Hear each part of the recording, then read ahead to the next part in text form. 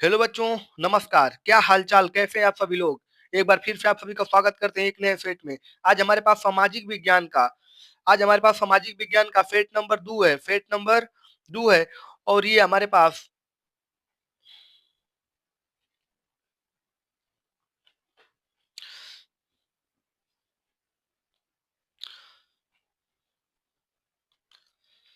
Hello बच्चों, क्या हालचाल, कैसे हैं आप सभी लोग? एक बार फिर से आप सभी का स्वागत करते हैं एक नए सेट में।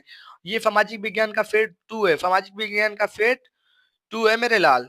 सेट 2 है और ये 825 जेडी एकदम वायरल पेपर।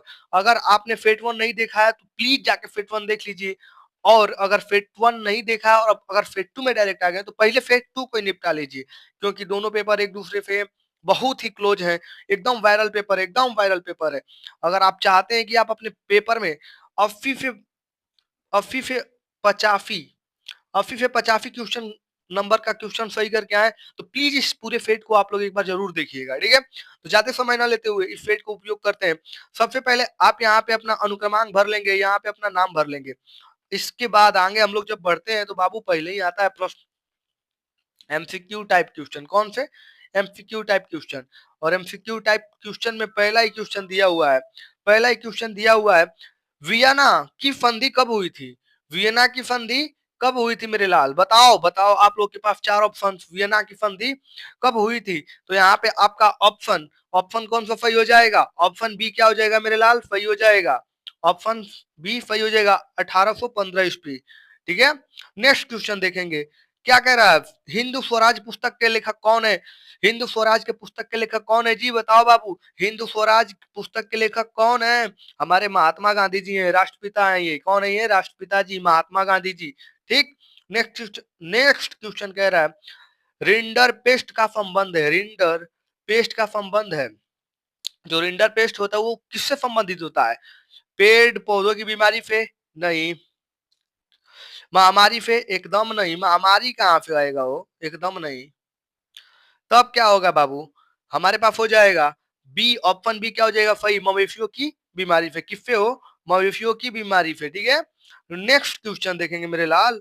चौथा क्वेश्चन दे रखा है, गुमाफ्ता क्या है?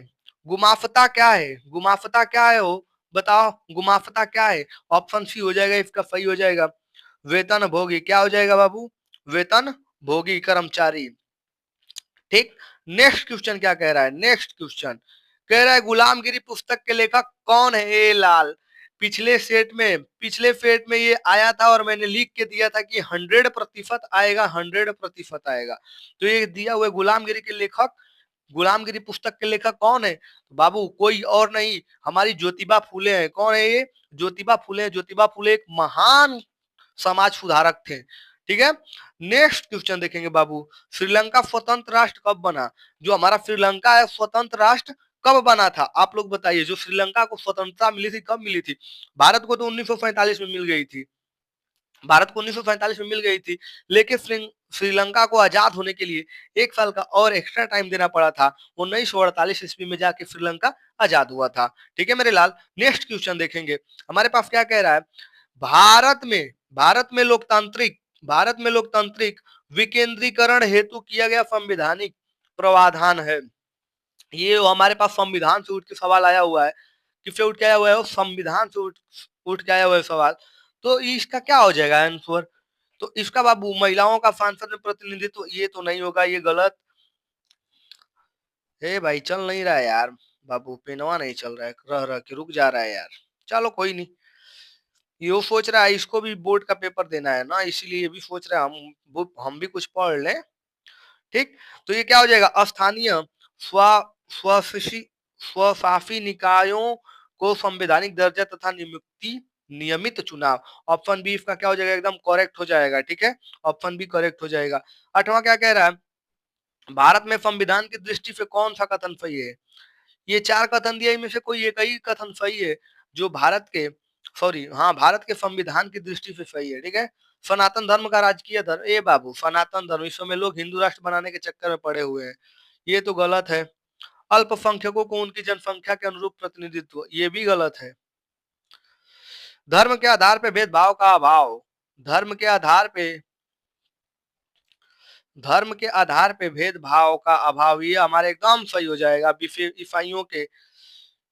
ईसाइयों को विशेषाधिकार, ये सब चीजें किसी एक समुदाय को आगे बढ़ाने के लिए काम आ रहा है ना, तो इसलिए ये सब चीजें नहीं होगा। लेकिन धर्म के आधार पे भेदभाव का अभाव, हमें धर्म के, जो हमारा संविधान था वो खुद कहता था, हम भारत का, अगर आप लोग संविधान का अगर प्रतिज्ञा पढ़ेंगे तो उसमें कहा है, हम भारत के लोग इस भारत को धर्मनिरपेक्ष राज्य बनाने का धर्मनिरपेक्ष राज्य बनाएंगे। ठीक है, उसमें धर्मनिरपेक्षता की बात हुई है, यानी कि भारत में कोई भी धर्म नहीं चलेगा, सिर्फ अपना एक ही धर्म चलेगा, इंसानियत का धर्म चलेगा। लेकिन आजकल के नेताओं ने, मतलब अब जो कुछ भी हो, ये सब चीजें जो भी हो रही हो, इन सब चीजों की वजह से हमारा भारत बहुत पीछे होते जा रहा है, बहुत पीछे होते जा रहा है, देख रहे हो बाबू सब।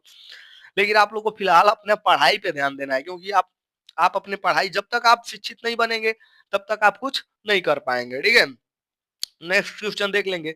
9वां क्वेश्चन कह रहा है क्या, निम्नलिखित में से कौन सबसे बड़ा लोकतांत्रिक देश है? सबसे बड़ा लोकतांत्रिक देश कौन है? सबसे बड़ा लोकतांत्रिक देश हमारा भारत है। हमारा भारत आजाद है। कौन है? भारत है हमारा। भारत। ये क्यों आजाद है बाबू? डॉक्टर भीमराव अंबेडकर जी ने, डॉक्टर भीमराव अंबेडकर जी ने जो संविधान बनाया था ना बाबू, वो विश्व का सबसे बड़ा संविधान है। हाँ, वो विश्व का सबसे बड़ा संविधान है। इसलिए भारत का जो लोकतंत्र है, बहुत बड़ा है। इसलिए विश्व में सबसे बड़ा भारत का लोकतंत्र है। ठीक है ना। नेक्स्ट क्वेश्चन देखेंगे, 10वां क्या कह रहा है, एक दलीय व्यवस्था बढ़ावा देती है। जो एक दलीय व्यवस्था बढ़ावा किसको देती है मेरे लाल? एक दलीय व्यवस्था बढ़ावा किसको देती है, बताओ आप लोग, कमेंट करो। लोकतांत्रिक व्यवस्था को ना, लोकतंत्र में तो सभी लोग मिलकर रहेंगे, तो ये तो गलत हो जाएगा। अधिनायकवादी व्यवस्था को, हाँ यही हो जाएगा। ऑप्शन बी हमारा क्या हो जाएगा, सही हो जाएगा। 11वां सवाल दिया, श्वेत क्रांति की, ओ भाई साहब, इतना आसान सवाल कौन पूछता है यार। हम लोग हम लोग देसी बालक छोरे गांव के हैं, हम लोग को अच्छा से पता है श्वेत क्रांति किससे संबंधित है, दूध से संबंधित है। ठीक है ना। नेक्स्ट क्वेश्चन देखेंगे, सोपान कृषि की जाती है। सोपान नामक जो कृषि होती है वो कहाँ की जाती है? तो ये उत्खात भूमि पे, ढाल वाली भूमि पर, मैदानी भूमि पर, मरुस्थलीय भूमि पर, तो इनमें से कौन सही है? तो हमारा ऑप्शन भी क्या हो जाएगा, सही हो जाएगा, ढाल वाली भूमि पर। ठीक है। नेक्स्ट क्वेश्चन देखेंगे, 13वां, हौज खाज हौज खास जलीय निकाय स्थित है। हौज खास जलीय निकाय स्थित है, कहाँ स्थित है वो बाबू, कहाँ स्थित है बताओ तो। ऑप्शन है उड़ीसा में, नहीं, गलत। राजस्थान में, गलत। रह के पिनिया छोड़ दे रहा है यार। कर्नाटक, गलत। दिल्ली में क्या हो जाएगा, दिल्ली सही हो जाएगा। नेक्स्ट क्वेश्चन, 14वां सवाल देखेंगे, सबसे बड़ा, ओ भाई ले लो भाई, 100% लिख दिया मैं। अब इससे आगे मैं कुछ नहीं कह सकता हूँ, इसको रटो। सबसे लंबा राष्ट्रीय जलमार्ग कौन सा है? सबसे लंबा राष्ट्रीय जलमार्ग कौन सा है, बताओ। पहला ही ऑप्शन हो जाएगा, हल्दिया से इलाहाबाद, ठीक है। 15वां क्वेश्चन देखेंगे बाबू। 15वां क्वेश्चन क्या कह रहा है, भारत की इलेक्ट्रिक राजधानी क्या है, इलेक्ट्रॉनिक राजधानी क्या है?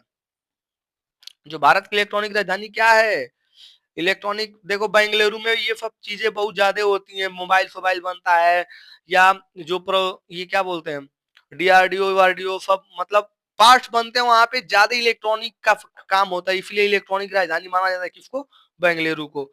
नेक्स्ट क्वेश्चन देखेंगे, क्या कह रहा है, अंतरराष्ट्रीय व्यापार को उदार बनाने का उद्देश्य, जो अंतरराष्ट्रीय व्यापार को उदार बनाने का उद्देश्य किसका होता है, डब्ल्यूटीओ, किसका, डब्ल्यूटीओ का। नेक्स्ट क्वेश्चन देखेंगे, 17वां, राष्ट्रीय उपभोक्ता दिवस कब मनाया जाता है?